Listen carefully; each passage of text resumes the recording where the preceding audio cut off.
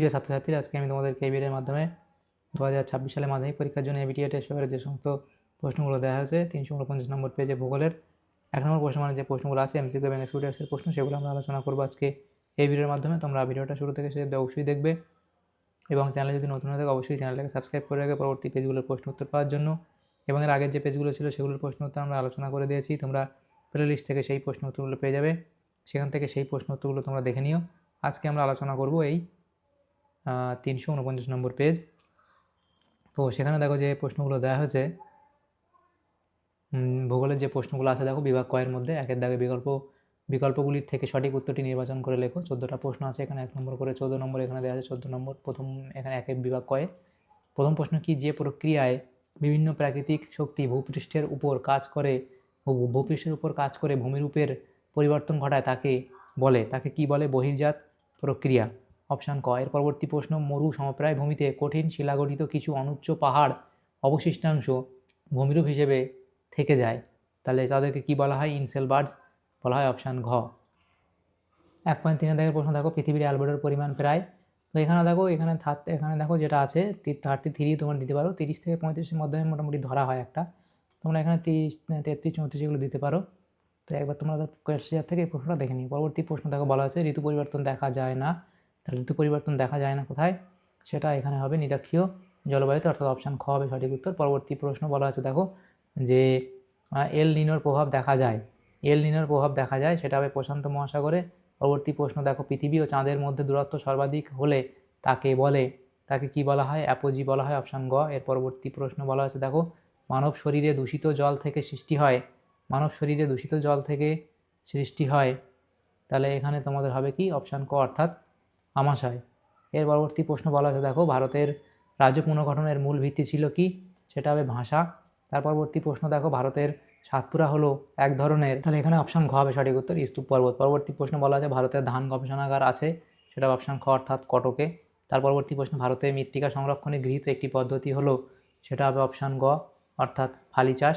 পরবর্তী প্রশ্ন দেখো, লৌহ ইস্পাত শিল্পের প্রয়োজনীয় কাঁচামাল কাঁচামাল আকরিক লোহা, কয়লা, ম্যাঙ্গানিজ, তাহলে এখানে অপশান ঘ সবগুলোই প্রযোজ্য। এর পরবর্তী প্রশ্ন বলা আছে যে পশ্চিমবঙ্গে পেট্রোকেমিক্যাল শিল্পকেন্দ্র অবস্থিত, সেটা হবে হলদিয়ায়। অপশান ঘ। পরবর্তী প্রশ্ন, টোপোগ্রাফিক্যাল মানচিত্রে সমোন্নতি রেখা অঙ্কন করা হয় যে রং দিয়ে, তা হলো, এখানে হবে বাদামি। অপশান ক। এর পরবর্তী প্রশ্নগুলো দেখো দেওয়া আছে বিভাগ ক্ষয় 2 দাগের প্রশ্ন, শুদ্ধ অশুদ্ধ নির্ণয় করো। প্রথম প্রশ্ন যেটা বলা আছে দেখো যে এখানে দেখো বলা হয়েছে ভারতের সবুজ বিপ্লব হয় তৃতীয় পঞ্চবার্ষিকী পরিকল্পনা কালে, তাহলে এখানে কি হবে তোমাদের? এটা এখানে তোমাদের শুদ্ধ বলা হয়েছে। এর পরবর্তী প্রশ্ন দেখো কি বলা আছে, এখানে হচ্ছে এখানে দেখো 2 দাগের প্রশ্ন, শিবালিক পর্বতের পাদদেশে নুড়ি, পলি ও বালি গঠিত মৃত্তিকাকে বেড বলে, তাহলে এখানে তোমাদের এই প্রশ্নের উত্তরটা কি হবে? এটা এখানে তোমাদের ভুল বলা হয়েছে। পরবর্তী প্রশ্ন কি, বিশাখাপত্তনম ভারতের একমাত্র শুল্কমুক্ত বন্দর, তাহলে এটা এখানে ভুল বলা হয়েছে। পরবর্তী প্রশ্ন দেখো, সোনালী চতুর্ভুজ প্রকল্পটি সড়ক পরিবহনের সঙ্গে যুক্ত, তাহলে এটা এখানে ঠিক বলা হয়েছে। পরবর্তী প্রশ্ন, উপগ্রহ চিত্রে লাল বর্ণের রেখার সাহায্যে সড়ক পথ বোঝানো হয়, তাহলে উপগ্রহ চিত্রে লাল বর্ণের রেখার সাহায্যে সড়ক পথকে বোঝানো হয়, তাহলে এখানে এটা ভুল বলা হয়েছে। পরবর্তী প্রশ্ন দেখো, ভারতের কেরল রাজ্যে সাক্ষরতার হার সবচেয়ে কম, এটাও ভুল। পরবর্তী প্রশ্ন, ধানকে তৃষ্ণার্ত ফসল বলা হয়, এটা এখানে শুদ্ধ বলা হয়েছে। তাহলে দেখো এখানে প্রথমটা আমাদের শুদ্ধ বলা হয়েছে, দ্বিতীয়টা অশুদ্ধ, তৃতীয়টা অশুদ্ধ, 4 নম্বরটা আমাদের বলা হয়েছে শুদ্ধ, এবং 5 হচ্ছে ভুল বলা হয়েছে, 6 ভুল বলা হয়েছে, 7টা ঠিক বলা হয়েছে। পরবর্তী প্রশ্নগুলো দেখো 2.2 উপযুক্ত শব্দবস্তু শূন্যস্থান পূরণ করো। তো প্রথম এখানে প্রশ্ন দেখো দেওয়া হচ্ছে কি, ড্যাশ মেঘালয় মালভূমির সর্বোচ্চ অংশ, তাহলে কি হবে?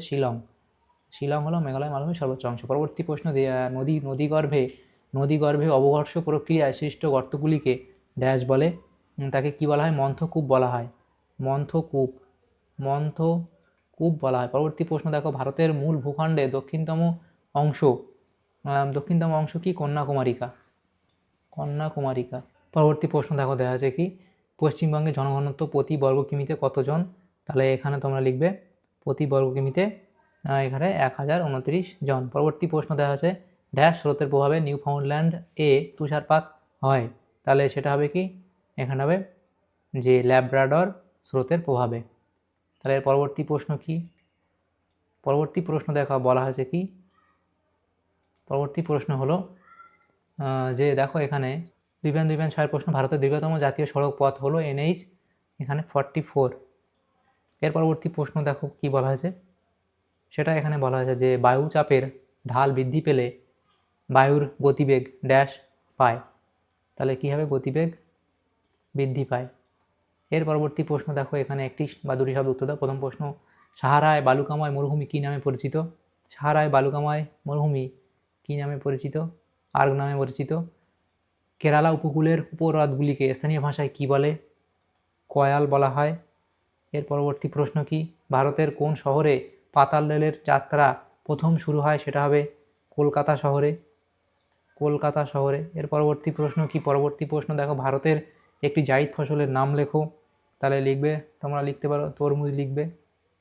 এর পরবর্তী প্রশ্ন কি, সেটা ভারতের জরিপ সংস্থার প্রধান কার্যালয় কোথায় অবস্থিত? সেটা লিখবে দেরাদুন, দেরাদুন। এর পরবর্তী প্রশ্ন কি, বায়ুমণ্ডলের কোন স্তরে জেট বিমান চলাচল করে? তাহলে বায়ুমণ্ডলের কোন স্তরে জেট বিমান চলাচল করে? সেটা লিখবে স্ট্র্যাটোস্ফিয়ার, স্ট্র্যাটোস্ফিয়ার স্তরে, স্ট্র্যাটোস্ফিয়ার স্তরে জেট বিমান চলাচল করে। পরবর্তী প্রশ্ন দেখো, মোনেক্স কি? তাহলে লিখবে কি, monsoon experiment, monsoon, monsoon experiment,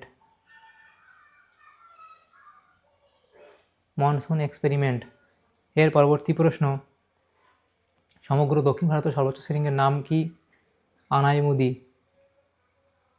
Anamudi.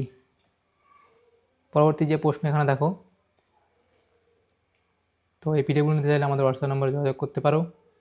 2.4 দাগের প্রশ্ন বলা আছে বাম দিক এবং ডান দিক মেলাতে বলা হয়েছে এখানে।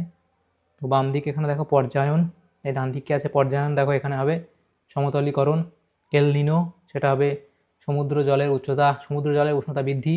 সিলিকন ভ্যালি, সেটা সিলিকন ভ্যালি এখানে হবে বেঙ্গালুরু। আর সিয়াচেন হবে ভারতের দীর্ঘতম হিমবাহ। তাহলে এখানে আমাদের এই প্রশ্নগুলো ছিল 1 নম্বর প্রশ্ন, মানে যে প্রশ্নগুলো ছিল ভূগোলের এই পেজে, সেগুলো আমরা আলোচনা করলাম। তোমাদের যদি সামান্যতম উপকার এসে থাকে ভিডিওটা অবশ্যই লাইক করবে এবং বেশি বেশি করে বন্ধুদের সাথে শেয়ার করবে, এবং পরবর্তী যে পেজগুলো আছে সেগুলোর প্রশ্ন উত্তর পাওয়ার জন্য অবশ্যই তোমরা আমাদের চ্যানেলটাকে সাবস্ক্রাইব করে রাখবে।